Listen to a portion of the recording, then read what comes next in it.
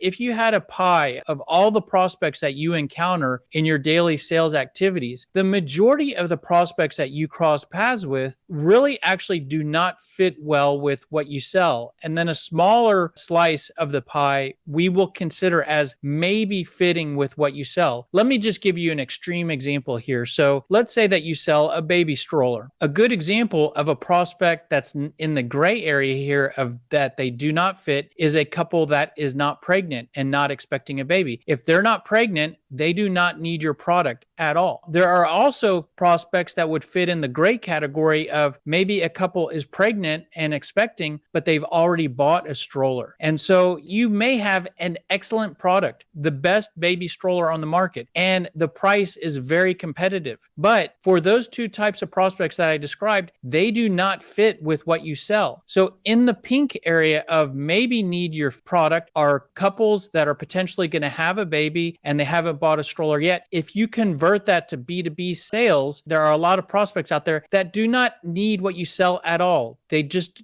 do not have a requirement, even as great as your product is. And then there are some that could benefit from what you sell, but they've already purchased what you sell, so they do not fit. Now, why is this important? Because if you look at this, there's a lot of salespeople out there that will just try to meet with every prospect that answers the phone. Every prospect that they cross paths with, they will try to schedule a meeting with. And think about if all those prospects that are in the gray area, if you're spending your valuable time meeting with prospects that do not fit at all, you are wasting your valuable time. And so what we're talking about here today is to figure out where the prospect is on this. And it can actually get even a little bit more complicated because if we drill into the pink area here of those that may fit, we can divide that up in that some of those may fit, which means they haven't bought it yet and they potentially could use what you sell. And then there are some in that quadrant where there's a fit. There's definitely a fit. They definitely need what you sell. So if we go back to the baby example here, there could be a couple that's trying to have a baby and they're in the pink area. Maybe they're going to need what you sell in the future. And in the blue area, this is couples that are definitely pregnant right now. There is a true fit and they haven't bought what you sell. We could drill into that a little further to say it fits right now. So this means there is a fit and they are ready to purchase right now. So what does this mean to us? Well, if we break down that quadrant in these ways, this can help us to identify some key mistakes that we might make as salespeople. So the very first mistake, and I've already talked about this, is the first mistake is that we try to sell to everybody. What this often looks like,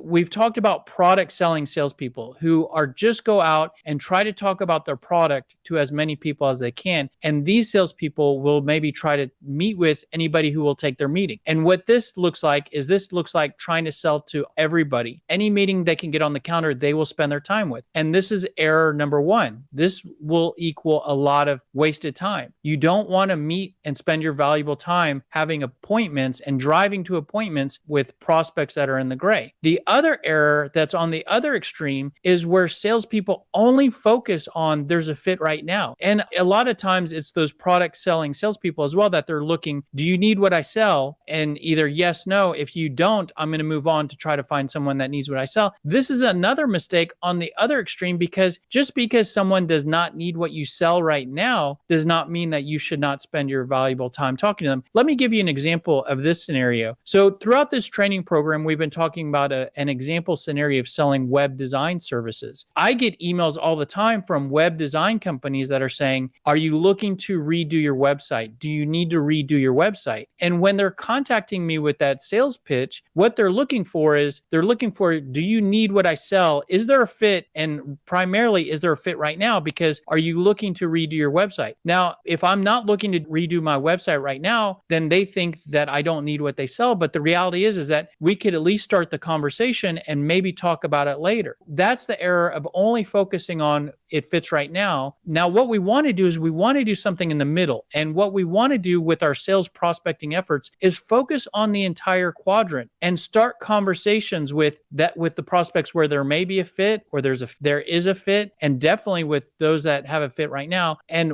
just make good decisions so that we draw the line there and we don't waste our time with those that definitely do not fit. And the key to this is basically asking questions to see where the prospects that we talk to fit in on that spectrum.